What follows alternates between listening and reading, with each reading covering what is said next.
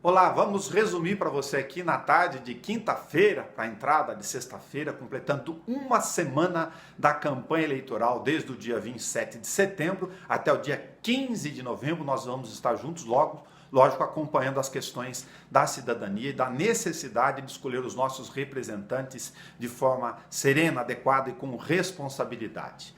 Bom, um resumo para você, para acostumá-lo aqui no bom sentido a ter informações sobre vários assuntos da cidade e também em vídeo, através deste material aqui do resumo do dia pelo Contraponto Digital. Mas não se esqueça, esse vídeo está disponível lá dentro da coluna Candeeiro, que é de bastidores, apurações nossa e pitacos, por exemplo, das questões de gestão pública e eleição municipal, mas outras notas e informações estão lá para que, claro, você seja convidado nosso a assistir esse resumo, mas também não deixar de ler a coluna Candeeiro todo dia aqui no site Contraponto.digital.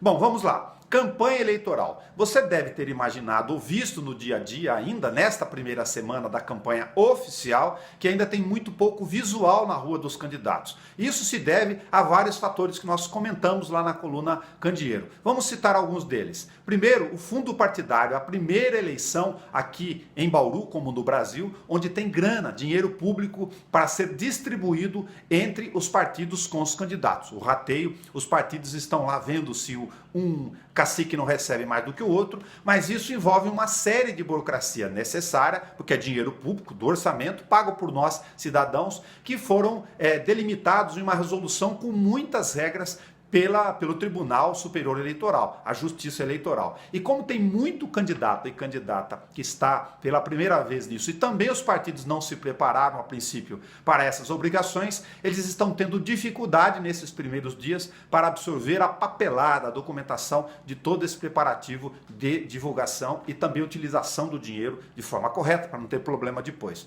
Outra dificuldade que explica em parte por que o visual das campanhas ainda não está nas ruas, aqui em Bauru pelo menos. É que muitos candidatos, em Bauru tem mais de 440 com registros lá na Justiça Eleitoral, eles não têm a conta bancária, as agências bancárias ainda não providenciaram a conta. Esse pessoal está correndo ainda, tem muita gente que a gente ouviu que ainda não tem a conta oficial de campanha para registrar e fazer os pagamentos oficiais. Com isso, vai ter um represamento de informações e contratações de serviços em gráficas, adesivos, material, banner para as próximas semanas, a partir desta próxima e no início de outubro. Não tenham dúvidas disso, esse material vai ver. Uma sugestão aqui da coluna Candeeiro do Contraponto.digital para os candidatos e candidatas.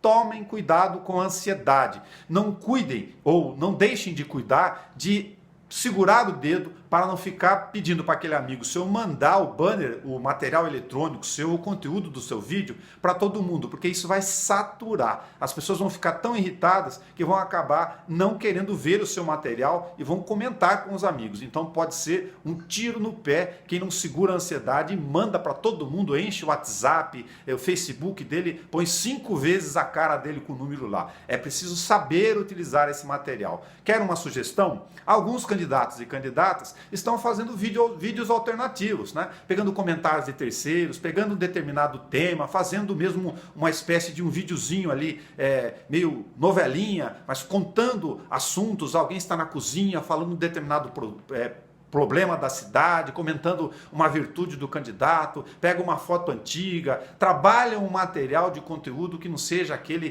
que ele vai na frente da câmera e, como eu aqui estou fazendo, dispara a falar. Né? Então, esse tipo de material não vai conseguir ter saturação com tantos candidatos falando a mesma coisa. Esquece aquela ideia de chegar na frente da Câmara e falar: eu sou o Nelson, eu sou a Joninha, eu sou o Chico e eu quero aqui pedir o seu voto porque eu vou trabalhar pela geração de emprego, contra a corrupção, pelo desenvolvimento da educação e saúde. Não dá. Esse tipo de vídeo, esquece, ele vai se juntar à questão da saturação. Tem 440, tem pouco mais, tá, de candidatos inscritos na Justiça Eleitoral para querer uma das 17 vagas na Câmara e mais 13 candidatos a prefeito disputando o cargo majoritário. Você imagina a quantidade de material daqui para frente. Quem vai parar para ver esse vídeo seu? Já chega o programa eleitoral de rádio e TV, que com pouco tempo, dividido em tantos candidatos, vai ficar aquele disparo de imagens de cara de todo mundo nos horários que as pessoas, muitas delas, não gostam. Bom, nós descobrimos na coluna Candeeiro, que a gente gosta de bastidor e de apurar, algumas coisas que você precisa ir ler lá no www.contraponto.digital. Quer uma informação interessante?